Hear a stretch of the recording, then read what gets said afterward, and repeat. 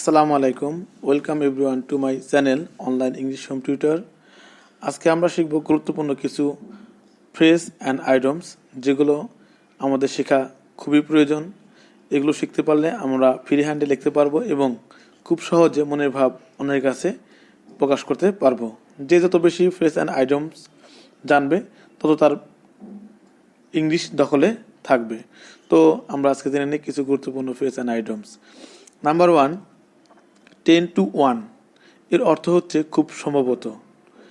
10 to 1 he is an honest man. খুব সম্ভবত সে একজন সৎ লোক। নাম্বার 2, ব্যাড এগ অর্থ খারাপ লোক। They are bad eggs in our society. তারা আমাদের সমাজের খারাপ লোক। নাম্বার 3, ক্যাটস প এর অর্থ হচ্ছে খেলার পুতুল। I am not your cat's paw. আমি তোমার খেলার পুতুল নয়। এরপর দেখব নাম্বার 4, এ হট পটাটো অর্থ কঠিন সমস্যা। Remove illiteracy from the society is a hot potato. সমাজ থেকে নিরক্ষরতা দূর করা একটি কঠিন সমস্যা। নাম্বার 5, মেয়ার্স নেস্ট ঘোড়ার ডিম। আমরা জানি ঘোড়ার ডিম অর্থ হচ্ছে অসম্ভব বস্তু। Do not run after Meyers nest. ঘোড়ার ডিমের পিছনে দৌড়ায়ও না। নাম্বার 6, কাই ফর মুন অসম্ভব দাবি করা। We should not cry for the moon to our parents.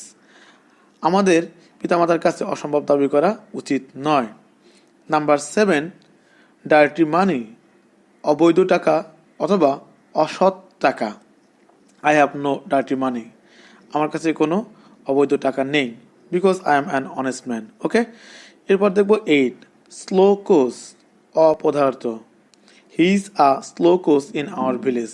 সে হচ্ছে আমাদের গ্রামের একজন অপদার্থ লোক। নাম্বার 9, বিগ উইক নাম করা লোক। He is a big wig in our area.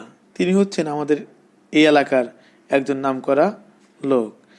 এবার দেখব নাম্বার 10, ইয়েলো ডগ হীন ব্যক্তি অর্থাৎ গুরুত্বহীন ব্যক্তি। এই yellow dog is hated by all.